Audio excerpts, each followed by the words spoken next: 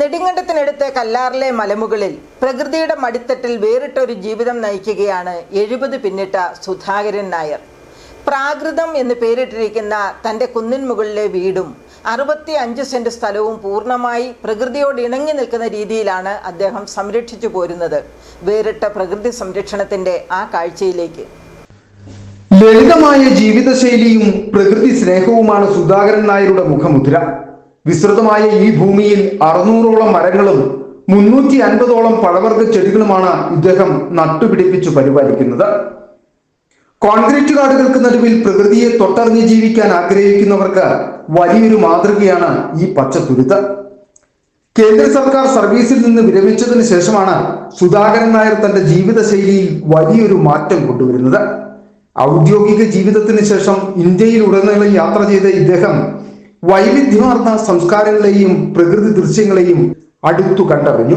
കൂടി 500-600 വെറൈറ്റി ഉണ്ടാവും ഇതിനകത്ത്. മരങ്ങളൊക്കെ കാട്ടുമരങ്ങളായിട്ടും എല്ലാം. ഞാൻ പക്ഷെ ഒന്നും വെട്ടുന്നില്ലല്ലോ.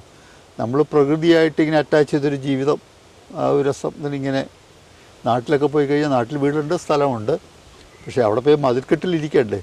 അതിൻ്റെ എല്ലാ പരിഷ്കൃത വാർദ്ധക്യം പ്രശ്നമല്ല എല്ലാവർക്കും. അപ്പം നമ്മളത് എൻജോയ് ചെയ്യുവാണ്, മറ്റുള്ളവരെ പരിചയപ്പെടുത്തുവാണ്.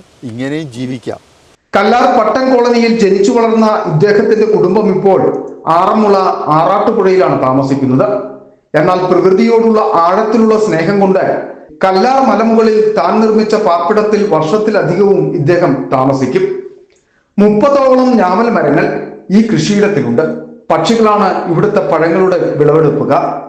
നിരവധി കിഴങ്ങുവർഗ്ഗങ്ങളും അപൂർവങ്ങളായ ഔഷധ ചെടികളും ഇവിടെ നട്ടുപരിപാലിക്കുന്നു.